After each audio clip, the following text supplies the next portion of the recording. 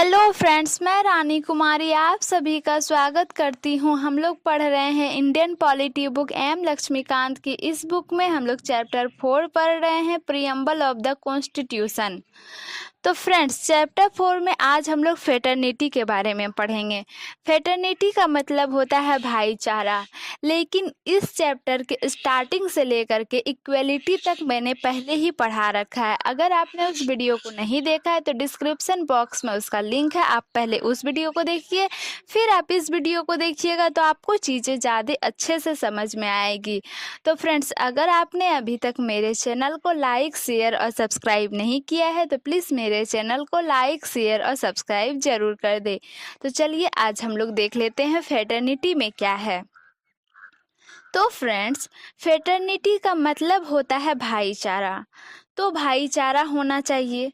हमारे संविधान में साफ साफ बोला गया है कि हमारे देश में फेटर्निटी होनी चाहिए, और इस फेटर्निटी की जो सबसे बड़ा साक्ष्य है वो है single citizenship in our constitution. USA की कॉन्स्टिट्यूशन में डबल सिटीजनशिप है, यहाँ पे इंडिया में सिंगल सिटीजनशिप है। आप किसी भी स्टेट में रहते हो, आप कहीं पे भी रहते हो, आप भारत के नागरिक हैं और कुछ नहीं है, इंडिया में सिंगल सिटीजनशिप है। फंडामेंटल ड्यूटी में भी इसकी बात की गई है। तो article 51A of the Indian constitution ये है फंडामेंटल ड्यूटी। फंडामेंटल ड्यूटी में और क्या लिखा गया है, तो it shall be the duty of every citizen of India to promote harmony and spirit of common brotherhood among all the people of India transcending religious, linguistic, regional diversities। यानी कि कितनी भी डाइवर्सिटी हो, जो लोग यानी कि कितनी भी डाइवर्सिटी है, जो लोग चाहे वो अलग भाषा बोलते हो, चाहे वो अलग रिलीजन को फॉलो करते हो, चाहे किसी और रिलीजन के हो, हर केस में आप भाईचारा रखेंगे। आप इस बेसिस पे कोई डिफ्रेंशिएशन नहीं कर सकते कि वो अलग रिलीजन का है, अलग कास्ट का है, अलग भाषा बोलता है। तो आप इस बेसिस पे कोई डिफ्रेंशिएशन नहीं कर सकते, उसके खिलाफ कोई मन मुटाव नहीं रख सकते, इस तरीके की कोई चीज़ नहीं करेंगे। फेटर्निटी को आपको प्रमोट करना है। तो फेटर्निटी होती क्या है एक्चुअली में, तो देखिए फ्रेंड्स, प्रीएम्बल में जो फेटर्निटी दे रखा है वो चीज़ों को ये इंश्योर करता है। एक तो डिग्निटी ऑफ द इंडिविजुअल, एक इंडिविजुअल डिग्निफाइड है, उसको आप नीचा नहीं दिखा सकते, और उसको आप नीचा किसी भी बेसिस पे नहीं दिखा सकते। तो अगर औरत है तो आप उसको नीचा नहीं दिखा सकते, जाति के आधार पे आप उसको नीचा नहीं दिखा सकते, रिलीजन के आधार पे आप उसको नीचा नहीं दिखा सकते। दूसरा है unity and integrity of the nation. जब भाईचारा होगा देश में तभी तो देश आगे बढ़ेगा, तभी तो देश मजबूत होगा, तभी तो देश में कंसोलिडेटेड रहेगा देश, तभी तो देश में ताकत रहेगी। अगर फ्रेटर्निटी ही नहीं रहेगी, भाईचारा ही नहीं रहेगा, तो सब आपस में लड़ेंगे, एक दूसरे से बकवास करेंगे, लड़ाई करेंगे, उससे हमारी यूनिटी और फ्रेटर्निटी को नुकसान पहुंचेगा। इसलिए फ्रेटर्निटी बहुत ज़रूरी है। अगर हमें यूनिटी और इंटीग्रिटी को मेंटेन करना है, तो अगर बात की जाए इंटीग्रिटी की फ्रेंड्स, तो ये जो इंटीग्रिटी नाम का शब्द है ये संविधान में आया 42nd कॉन्स्टिट्यूशनल अमेंडमेंट एक्ट 1976 के थ्रू। तो जब हमारी कॉन्स्टिट्यूएंट असेंबली में बहस चल रही थी तो एक मेंबर थे हमारे ड्राफ्टिंग कमेटी के, जिनका नाम था KM मुंशी जी। उन्होंने बोला कि डिग्निटी ऑफ द इंडिविजुअल बहुत ज़्यादा ज़रूरी है, ये मटेरियल बेटरमेंट भी करता है, उसके बाद ये बोलता है कि डेमोक्रेटिक सेटअप भी रहे, उसके बाद बोलता है कि एक इंडिविजुअल के पर्सनैलिटी इम्पॉर्टेंट है।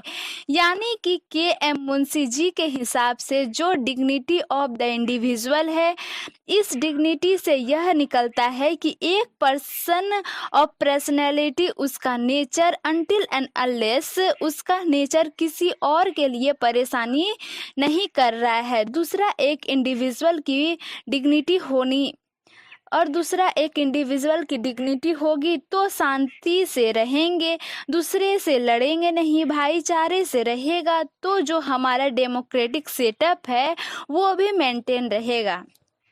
और इसके साथ ये बोला गया कि अगर वो पर्सन डिग्निफाइड होगा, सोसाइटी में अच्छे से अपनी जगह को बना सकता है। अगर वो पर्सन डिग्निफाइड होगा तो सोसाइटी में अच्छे से अपनी जगह को बना सकता है, अपने आप को प्रोग्रेस करा सकता है, इंडिविजुअल प्रोग्रेस कर सकता है, तो उससे उसका मटेरियल बेटरमेंट भी होगा। मतलब वो अपनी लाइफ में, अपने करियर में प्रोग्रेस करेगा। डिग्निटी ऑफ द इंडिविजुअल के लिए fundamental rights, directive principle of state policy सब में बात की गई है। फिर फ्रेंड्स, ये जो unity and integrity of the nation की बात की गई है, यहाँ पे दो बहुत इम्पोर्टेंट पॉइंट्स निकल के आते हैं फ्रेंड्स। इसके दो डायमेंशन हैं, इसके साइकोलॉजिकल डायमेंशन और इसके टेरिटोरियल डायमेंशन। तो unity and integrity of the nation के साइकोलॉजिकल और टेरिटोरियल डायमेंशन का मतलब क्या है कि देखिए, हमारे देश में अलग अलग कास्ट के, अलग अलग रेस के, अलग अलग रिलीजन के लोग रहते हैं। तो जब तक वो साइकोलॉजिकली एक दूसरे के साथ भाईचारा नहीं रखते हैं, तब तक हमारे देश की यूनिटी नहीं हो सकती। चूँकि यूनिटी केवल टेरिटोरियल होंगे, यूनिटी इस बात में भी है कि साइकोलॉजिकल जो एक सिटीज़न है इंडिया का, वो दूसरे के साथ कनेक्ट कर पाए, आपस में ना लड़े। टेरिटोरियल एलिमेंट को आप बहुत अच्छे तरीके से समझ सकते हैं कि unity of the integrity of nation की बात, जितना भी बड़ा एरिया है इंडिया का, वो एक टेरिटोरी है।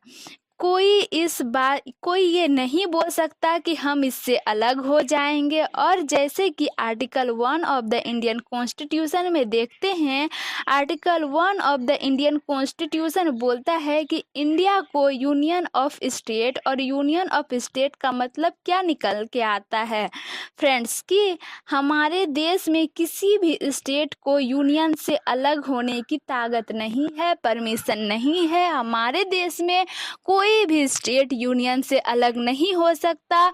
इसलिए इस भाईचारा फ्रेंड्स हमारे देश में होनी बहुत ही ज़्यादा ज़रूरी है। तो आपको वीडियो कैसी लगी आप कमेंट करके ज़रूर बताएं। फ्रेटर्निटी का मतलब है कि भाईचारा हमारे देश में होना बहुत ही ज़रूरी है। तो फ्रेंड्स, अगर आपने अभी तक मेरे चैनल को लाइक, शेयर और सब्सक्राइब नहीं किया है तो प्लीज़ मेरे चैनल को लाइक, शेयर और सब्सक्राइब जरूर कर दें। Thanks for watching. जय हिंद।